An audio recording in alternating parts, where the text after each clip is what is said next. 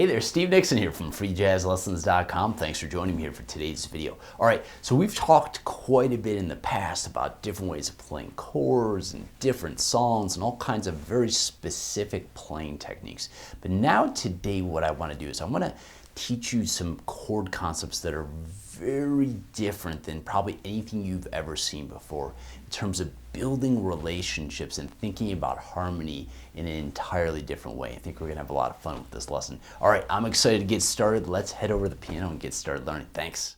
All right, welcome to the piano. So we've talked quite a bit in the past about how, looking at music in terms of patterns and using your theory skills and understanding chord voicings is a great way to increase the speed at which you learn. But now I want to approach learning chords and making musical decisions, expressing yourself at the keyboard in a different way here. All right, so instead of just thinking about individual notes at a chord now, what I want you to do is when you hear a chord, I want you to think about the emotion that you feel when that chord happens, okay? Let me play a few different chord voicings and just take a second. Think about, the feeling it creates for you. What does that sound, right? Almost like movie music. All right, so what if I played this?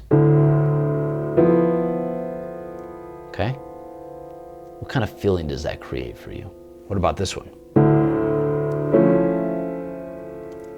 A little more serious now, right? Brighter. How about this one? A little more open, right?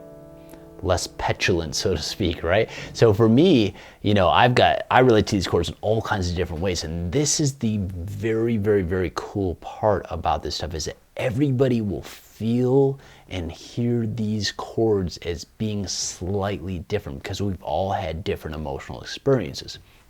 So when you're making decisions, for example, when you're improvising or if you're writing tunes or arranging tunes, you can make decisions entirely based off of your emotions. And this is how you personalize your music 100%. You tell a story through emotions. So maybe you say, okay, in the very beginning, I want it to be a love story, right? So, you start off and you say, okay, I'm gonna harmonize the chord like this. But then all of a sudden, the woman leaves the man. And then this happens. There's some pain there, right? Is she gonna come back? All right, what about now we wanna say, well, you know what? She may not come back, but we're gonna go out and have a good time. We're not gonna worry about her too much, right? We're telling this story, right? And then all of a sudden, guess what happens? She says, you know what? I've had a change of heart. I'm gonna come back.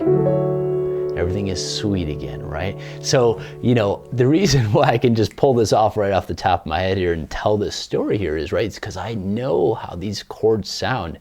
And I've essentially quantified for myself what each little flavor in every note does to tell an emotional story, all right? So going forward, yes, learn the theory of your notes, but also think about every chord as a little piece of emotion.